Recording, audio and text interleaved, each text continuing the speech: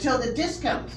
The body only wants balance. On a chemical level, you know, food, ingestion of food, it simply wants the energy and nutrients to function. But why is it that I'm always trying to find ease? Why is it that I'm always from mommy? for mommy, physically, From mommy, right? Right. That's the first thing we remember. Is that ease, that comfort zone. From You see, it precedes that. It precedes the womb.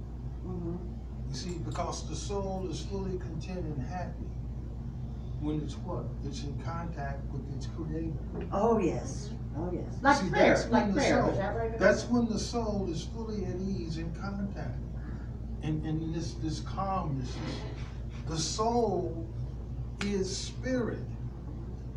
The soul of every one of us, this fingerprint, every single human being is unique. Yes. There's no other, even with monozygotic twins, right? This is the same as the configuration of the Milky Way in the universe. The same design and pattern in this. And that uniqueness. This characterizes the universe. It characterizes the universe. Well, let me just begin to wrap up here because I don't know if I had mentioned that I know many people who are clinical psychologists. I'm a psychologist myself, and I'm telling you right now, or in the mental health field, you are one of the most intense and spiritual psychologists, clinical psychologists that I have ever met. And that is why I believe that we are so open to listening to you, and we just get hungry to hear you, okay? In the same way that Nazim Rashid with his book Reconnected, okay? One of the things that I'm hearing too is that the way we kind of define whether or not we see ourselves as disabled and whether our disability defines us is not whether or not we are not communicating so much to ourselves, that's one, or communicating with others. But it goes deeper than that into understanding that if you really want to define yourself differently than someone that I'm disabled, okay, then you're gonna have to dig deep into your own heart. You're gonna have to dig deep into your soul. Is that what you're trying to say? And one of the things that you're going to have to do also is be able to ask, to be able to advocate, okay, for yourself, to be able to ask for what you need to succeed, okay? Succeed in life, succeed at work, succeed at school, okay? You have to be able to ask for it. How can you ask for something if you don't even know what it is, okay? So how do you learn it? I think Cheyenne had mentioned earlier, by books, okay? I think you'll also learn it by being around other people, just like joining the Differently Abled Network. We certainly thank you very, very much for joining us today. And we'll be back shooting shows all over the town as much as we can and doing our community outreach because we want to find those who are underserved and unserved that don't know how to ask for what they need to succeed. So by joining the Differently Abled Network, we thank the students and veterans of White Apple Institute for producing and promoting the show. And so we're going to bring it to close for just a moment, but I just want to make sure, as I look around at these beautiful people that have joined me today, to get this message out to you about how you define yourself, I'd like to get some last words in. How about that?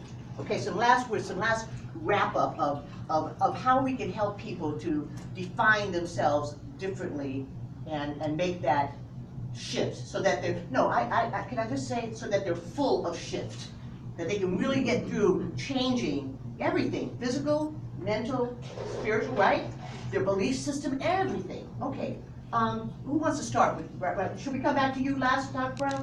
Okay, all right, okay. Wrap it up, okay? How about you, Brother Nazim? Well, I can say it's really important to understand your true worth. You're not going to ask for help if you feel you're not worthy to ask for help. Oh, you mean like the Black Lives Matter movement in a sense? Is that kind of like that? Well, in a way. But keep in mind that if you're told, looking at the group self-esteem model again, that you are not to express yourself here. You're not supposed to express yourself here. All you are to say is what we say. Right. About us and you. So you're not to talk about how you really feel. Right. And if that's ingrained in your consciousness, and all of a sudden you come into a New Age thought community, says, you can speak now. So I've not given, I haven't received permission to do that yet. Right, right. You see? Looking for that permission. And so therefore, it takes a while to be in a new environment to actually feel okay expressing yourself as you do express yourself. Right. This is why a lot of times there are people who are in energy therapy sessions like Reiki, energy therapy sessions, where a person is brought to their inner self beyond their conscious will, so to speak. They start crying. They get anxious. They feel uncomfortable. They start crying. Right, right. Because now they're facing the true self that they were told they shouldn't face.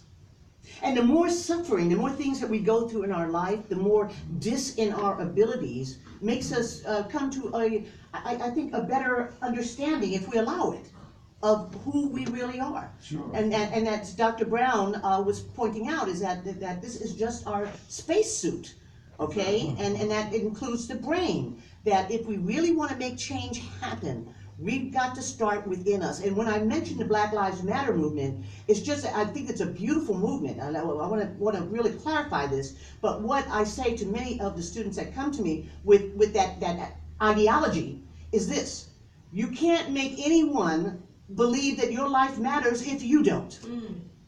Okay? So it has to start with us. Disabled lives matter, yes, but only if disabled life matters to you. If your perception of disability is based on what your parents told you about disability, okay, and maybe they told you, don't even talk to somebody if they're in a wheelchair, or Right. don't go near that woman over there because she's talking to herself and it's a disease you can catch, Right. okay? If you've grown up in that kind of environment, or how about the churches? Okay, many of the churches, unfortunately, they come up with the demon issues. Just recently, I'm sorry, but just recently in Kenya, okay, it breaks my heart, but they're doing a lot with killing infants that are born with disabilities, okay? And this is becoming a practice, and it's a practice on many, many, many parts of the world. Even in China, there's different things. People with disabilities are regarded as, what? Less than. Less than. And you're not less than, Brent. Okay? You are a superhero. You know why I call Brent and all of us here superheroes? Okay? You got something to say here? Go ahead. I am a power soccer team. Ooh! You're more than just a power soccer team. The bottom line is Marvel Comics, they knew, the guy that wrote Marvel Comics, every superhero had some kind of what was it, deficiency or something that they had to overcome. Is that a better way to put it? So why do I say that Brent is a superhero? Why do I want to close with that, and that I can say that to everyone who's looking at this show right now, okay? You are a superhero if you are able to overcome, to look at what you've overcome in this life. Not necessarily all the things that have happened to you as a black person or as a disabled person, as a woman, okay?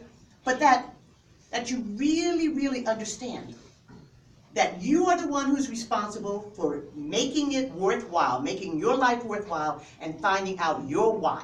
Don't let anybody stop you from doing that. Thank you so much for joining us today at the Differently Abled Network meeting, and I hope you visit us at www.whiteappleinstitute.org or give us a call, 888-56-APPLE. That's right, 888-56-APPLE.